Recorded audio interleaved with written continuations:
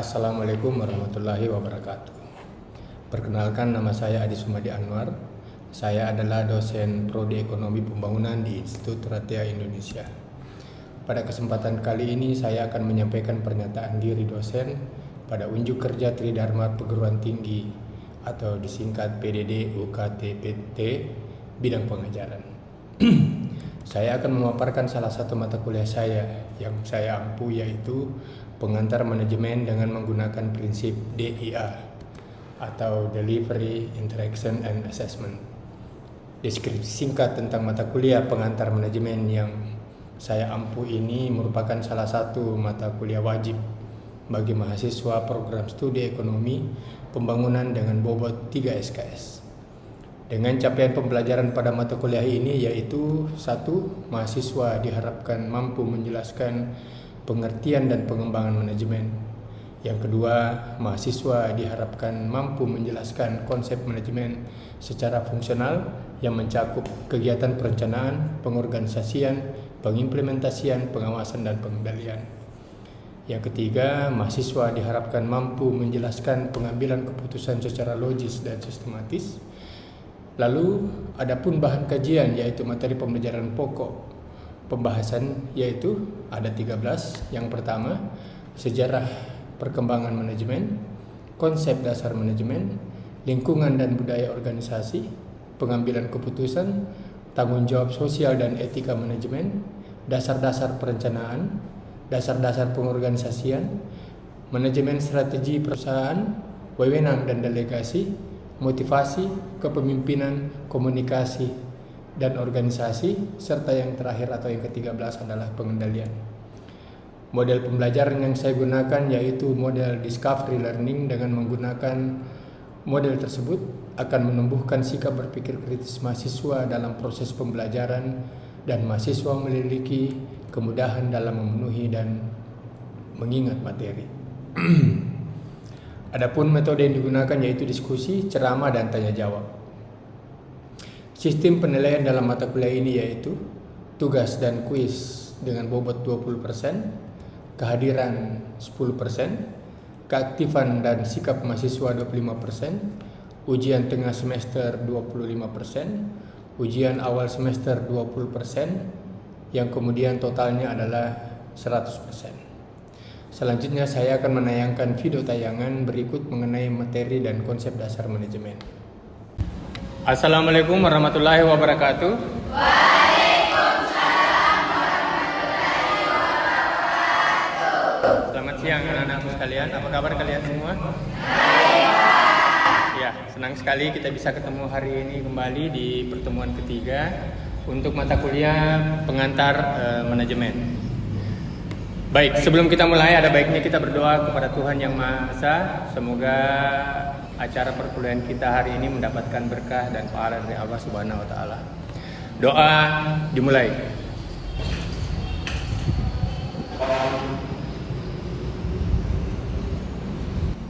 Selesai. Anak-anakku sekalian, seperti yang kita ketahui bersama, hari ini adalah pertemuan yang ketiga.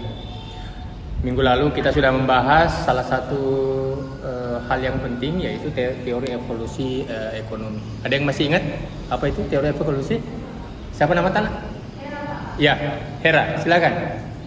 Teori evolusi manajemen adalah pendekatan yang menemukan pengembangan manajemen sebagai suatu proses evolusi yang diakui berbagai orang dan konsep yang berkembang seiring dengan perkembangan konsep lingkungan bisnis.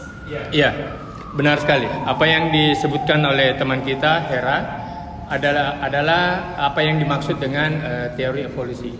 Baiklah, hari ini kita akan mempelajari lanjutan tentang pengantar ekonomi yaitu konsep dasar manajemen. Yang ingin kita capai hari ini adalah mahasiswa bisa mendefinisikan apa itu manajemen. Kemudian yang kedua, mahasiswa bisa menjelaskan fungsi-fungsi manajemen. Selanjutnya, mahasiswa bisa menjelaskan tingkatan-tingkatan manajemen. Di akhir dari perkuliahan kita hari ini kita akan adakan tanya jawab dan diskusi-diskusi kecil. Ya, mari kita mulai. Manajer harus mampu memotivasi anggotanya sehingga acara penerimaan mahasiswa baru itu bisa terlaksana dengan baik dan sukses. Komponen-komponen utamanya adalah tentu saja memotivasi. Jadi manajer itu harus pandai memotivasi. Kepemimpinan, jadi tidak sembarang menunjuk itu manajer, tidak sembarang menunjuk manajer, harus memiliki jiwa kepemimpinan dan kemampuan berkomunikasi yang baik. Selanjutnya, pengendalian. Acara yang sudah berjalan dalam rangka penerimaan mahasiswa baru harus selalu dikontrol. Sudah sejauh mana? Apakah terjadi penyimpangan dari rencana awal? Apakah terjadi keterlambatan? Apakah ada bagian-bagian dari sistem atau anggota yang tidak menyelesaikan atau mengerjakan pekerjaannya dengan baik? Itu semua dikontrol. Nah, apa yang mengontrol itu semua? Tentu saja adalah penetapan standar, pengukuran kinerja, dan tindakan korektif. Tindakan korektif itu misalnya kalau ada yang sudah lari miring, misalnya disuruh cari dana atau disuruh cari mahasiswa ternyata tidak melaksanakan pekerjaannya dan baik. Jadi fungsi manajemen itu ada pengendalian, actuating, controlling, dan pelaksanaan. Singkatannya adalah POAC, PAC. Nah, di dalam manajemen ada tingkatan-tingkatannya. Yang paling utama itu adalah top management, kemudian middle management, dan first line atau tingkatan yang paling dasar. Mari kita jelaskan. Manajemen puncak atau top management menetapkan fungsinya, perannya adalah menetapkan visi, misi, dan pengambilan tugas strategis. Contohnya, ini umumnya di perusahaan adalah CEO, Chief Executive Officer, atau dirut atau presiden direktur. CFO, Chief Financial Officer, bagian keuangan. COO, Chief Operating Officer, Direktur Operasional. Ini level puncak dari manajemen. Level menengah, perannya adalah mengimplementasi strategis koordinasi antar departemen. Bila ini level puncak, maka di level manajemen menengah itu terbagi dari beberapa, tergantung dari kebijakan perusahaan masing-masing. Contoh jabatan manajer divisi dan manajer departemen. Kalau kita di sini itu mungkin dekan 1, dekan 2, ini rektor.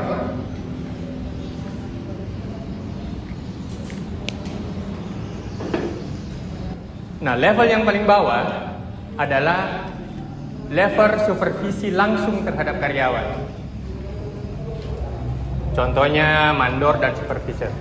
Kalau kita di sini itu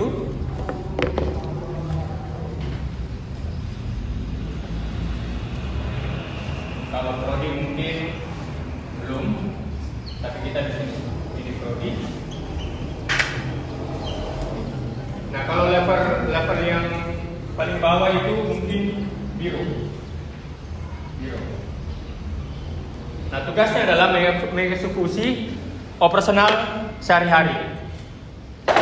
Satpam, kebersihan, dan sebagainya. Itu level yang terendah.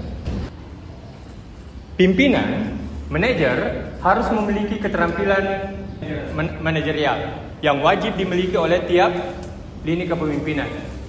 Setidaknya ada 3 jenis keahlian utama yang harus dimiliki seorang manajer di perusahaan untuk sukses. Yang pertama itu keterampilan manajerial, yaitu kemampuan untuk menggunakan pengetahuan dan teknik khusus. Ini untuk level yang paling bawah dan menengah yang tadi. Misalnya direktur keuangan menguasai aplikasi keuangan, mandor menguasai teknik pengukuran lapangan dan lain-lain. Keterampilan interpersonal selanjutnya, yaitu keahlian interpersonal berkaitan dengan kecakapan dalam berinteraksi dengan orang lain dan berkomunikasi secara efektif. Contohnya, keahlian ini dapat memungkinkan manajer untuk membangun hubungan baik antar kalian. Nah, ini sebenarnya soft skill. Soft skill itu apa ya? Segala sesuatu kemampuan atau keahlian yang tidak berhubungan dengan peralatan atau hal-hal yang di luar dari badannya. Jadi dalam hal ini kepribadian, kemampuan berhubungan dengan orang lain, kemampuan berkomunikasi dengan orang lain dan lain sebagainya. Itu soft skill. Yang interpersonal diri, ya. Nah, selanjutnya adalah keterampilan konseptual. Keterampilan konseptual itu harus dimiliki oleh pimpinan tertinggi, dalam hal ini rektor. Pimpinan tertinggi tidak memikirkan hal-hal yang remeh. Dia memikirkan hal-hal yang konseptual. Apa itu hal-hal yang konseptual? Dia memikirkan hal-hal secara konsep. Dia memikirkan hal-hal yang lebih besar. Kampus ini mau dibawa kemana? Apakah saya harus menambah, misalnya rektor ya, yang berpikir, apakah saya harus menambah prodi baru? Kalau saya menambah prodi baru, apa dampaknya terhadap keuangan? Apakah ada peminatnya di Jeneponto atau dan lain sebagainya? Itu keterampilan atau kemampuan yang harus dimiliki oleh level-level tertinggi di manajemen. Jadi dia itu berpikir luas, seperti bupati, gubernur, atau pimpinan wilayah yang lainnya. Ya, paham sampai sini? Di dalam manajemen pun memiliki etika. Karena manajemen itu ada dua. Ada manajemen baik, ada manajemen buruk. Sehingga bagaimana supaya tidak menjadi manajemen yang buruk, kita mengenal ada etika dalam manajemen.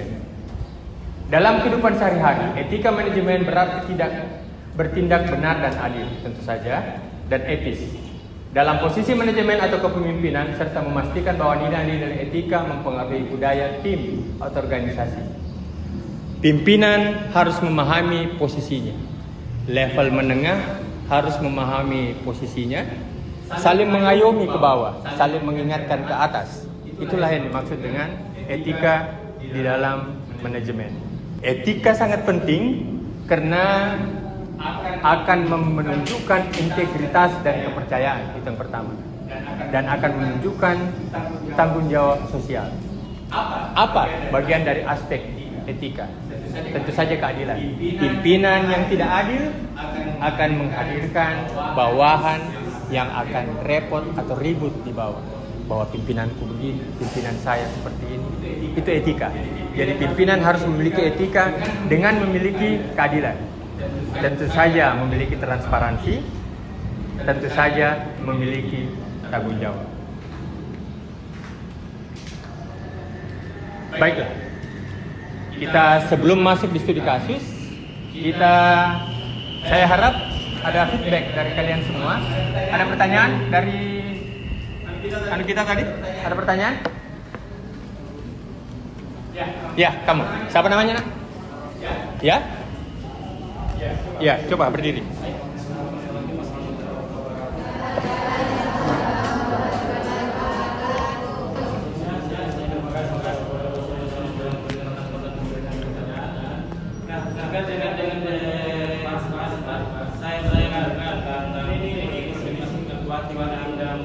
Buat, ya. Nah, di dalam teknik perencanaan, Bapak tadi menjelaskan tentang generasi adalah ini saya masih kurang paham Bapak tentang angka tersebut. Iya, bagus pertanyaannya. Kita jawab satu-satu ya. Ya. Di dalam perencanaan ada yang dimaksud dengan apa tadi? Identifikasi alternatif. Pemahamannya seperti ini. Tadi contohnya adalah penerimaan mahasiswa baru ya. Tadi perencanaan mahasiswa baru. Nah, panitia pada saat perencanaan dia akan mengidentifikasi apa-apa yang akan dilaksanakan untuk mencapai tujuan dari penerimaan mahasiswa baru. Dia akan mengidentifikasi masalah-masalah kemungkinan yang akan timbul. Karena ini baru di tahap perencanaan. Kalau kita merencanakan sesuatu, kita sudah harus belajar mengidentifikasi kira-kira apa yang akan terjadi. Nah, di dalam tahap ini, dia akan mengidentifikasi kemungkinan yang akan terjadi. Misalnya seperti ini. Kita punya target itu adalah 200 mahasiswa baru. Apa yang akan untuk mencapai ini kita akan melaksanakan ini. Permasalahannya, apa yang akan terjadi bila ini tidak bisa kita lakukan? Maka kita membuat perencanaan alternatif. Kita mengidentifikasi perencanaan alternatif. Itu maksudnya. Jadi kita dalam perencanaan, tahap perencanaan, kita merencanakan bahwa ini tujuan saya, tapi bila ini tidak bisa terjadi, ini akan saya lakukan. Sehingga sebelum pelaksanaan kegiatan, kita sudah tahu apa-apa yang akan terjadi dan bagaimana kita mengantisipasi hal tersebut. Mengerti atau bagaimana? Silahkan. Ya, makasih. Selanjutnya ada pertanyaan? Ya, silakan. Baik, assalamualaikum warahmatullahi wabarakatuh. Waalaikumsalam. Baik, terima kasih atas kesempatan yang diberikan kepada saya. Sebelumnya saya ingin bertanya, Pak, bagaimana manajemen itu? Saya baru paham. Bagaimana? Tentang manajemen itu saya baru paham. Terima kasih. Ya. Apa itu manajemen? Jadi sebenarnya karena kan tadi sudah ada slide-nya, gitu kan? Manajemen itu adalah fungsi-fungsi dari organisasi yang untuk mencapai satu tujuan. Kan sebenarnya itu. Jadi sebenarnya kita sederhanakan saja lah. Karena manajemen itu sebenarnya kita lakukan tiap hari. Mau bangun pagi atau misalnya besok ujian. Saya akan melaksanakan ini besok, melaksanakan ini besok, melaksanakan ini besok untuk sampai di kampus dengan tidak telat karena ada ujian. Itu sudah manajemen. Nah, kalau kita perhatikan tadi, manajemen itu adalah sekumpulan tindakan atau kegiatan untuk mencapai ke dalam satu tujuan. Nah, kalau dalam teori kalau kasus yang tadi itu kita rencanakan besok apa yang akan kita lakukan besok karena besok mau ujian. Sebenarnya kita, badan kita, jiwa kita, HP kita membuat timer jam untuk kita membangunkan pagi-pagi atau kasih tahu mama, "Mak, kasih bangun saya pagi-pagi." Itu adalah sekumpulan manajemen yang bekerja sama untuk sampai pada tujuan supaya tidak telat sampai di kampus besok karena ada itu manajemen. Sebenarnya itulah yang dimaksud dengan secara sederhana manajemen. Sekumpulan teks, sekumpulan kegiatan, sekumpulan alat, orang, apapun yang kita name it, terserah, sebutkan semua, yang menuju kepada satu tujuan. Jadi sekumpulan apapun itu di luar untuk mencapai satu tujuan. Kalau misalnya sederhananya lagi tanpa melihat teori tadi itu R. Kelly, misalnya mau membuat seminar, saya mau membuat seminar, maka saya butuhkan orang kampus, saya butuhkan BEM, saya butuhkan dana, saya butuhkan orang yayasan, saya butuhkan teman-teman saya sekolah. Semua akan kita gerakkan menuju kepada satu tujuan, yakni membuat acara itu sukses. Itulah yang dimaksud dengan manajemen. Cukup? Oke, alhamdulillah. Ada yang lain? Cukup ya, dua saja anunya. Karena kita akan masuk ke studi kasus dalam hal ini membuat kelompok.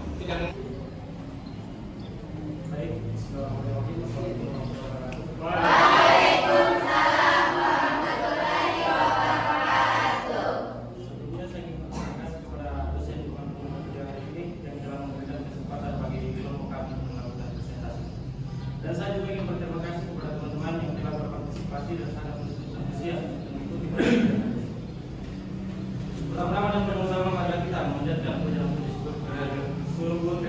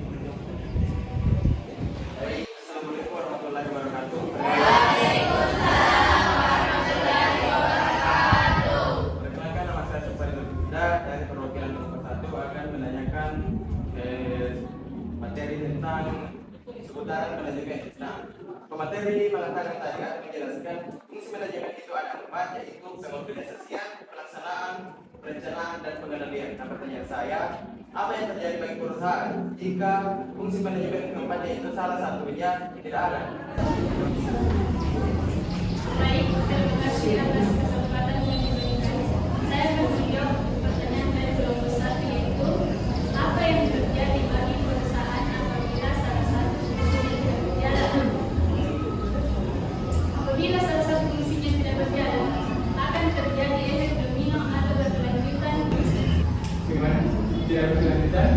Seperti kegagalan. Apabila salah satu fungsinya tidak berfungsi, maka fungsi yang lain akan tidak.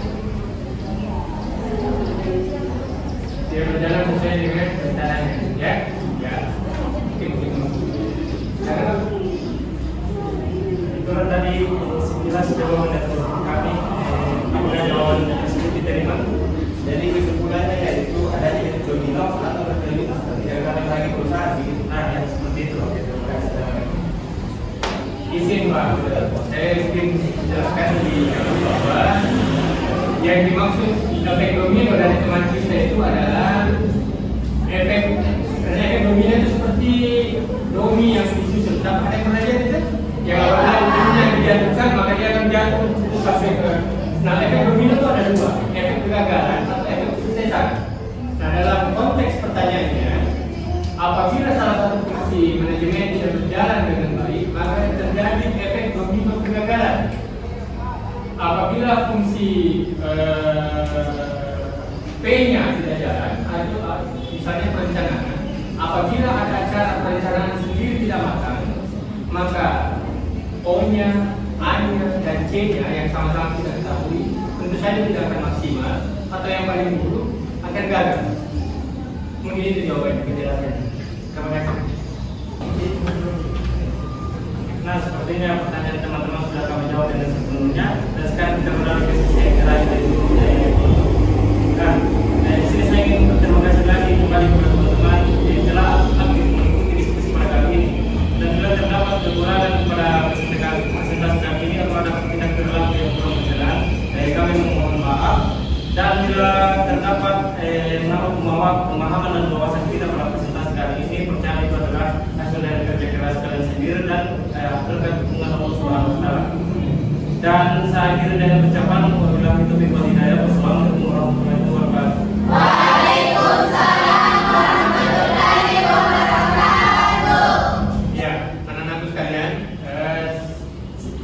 sebelum kami tutup, demikian tadi perkuliahan hari ini kita sudah melaksanakan pembahasan, kemudian dilanjutkan dengan beberapa tanya jawab dan diskusi.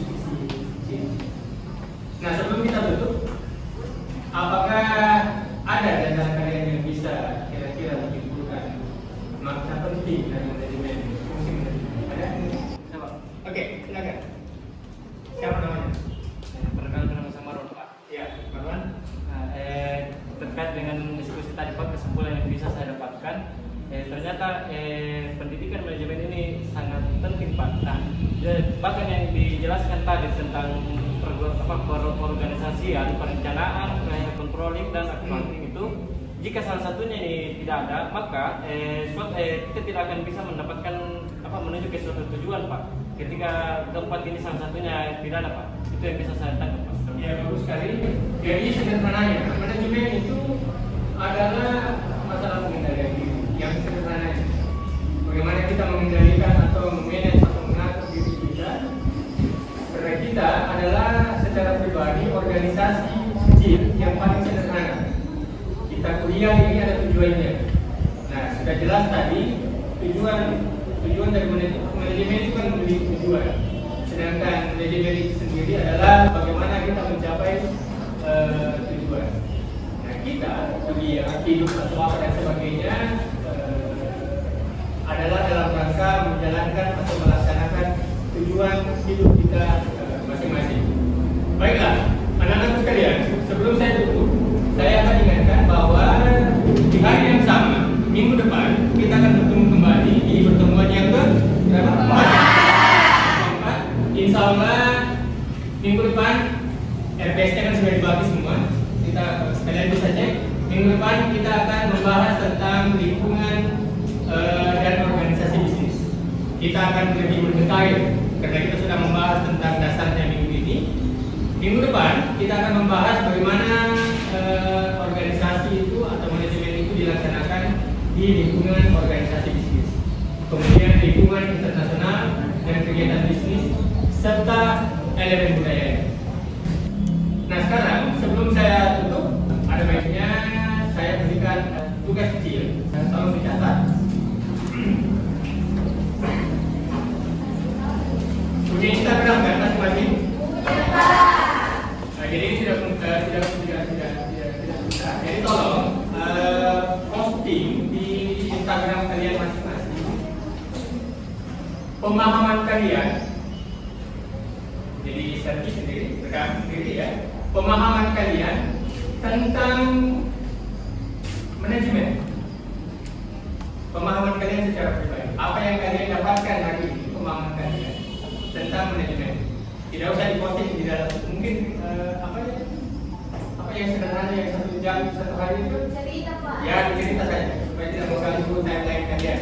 Jadi tolong di tag saya supaya saya bisa tahu siapa yang sudah memposting tugasnya. Bisa kan? Oke. Supaya jelas diposting 1 hari sebelum mata kuliah dimulai. Bila hari ini hari Kamis, maka diposting, tolong diposting hari Rabu, serempak semua hari Rabu ya. Oke. Bila tidak ada pertanyaan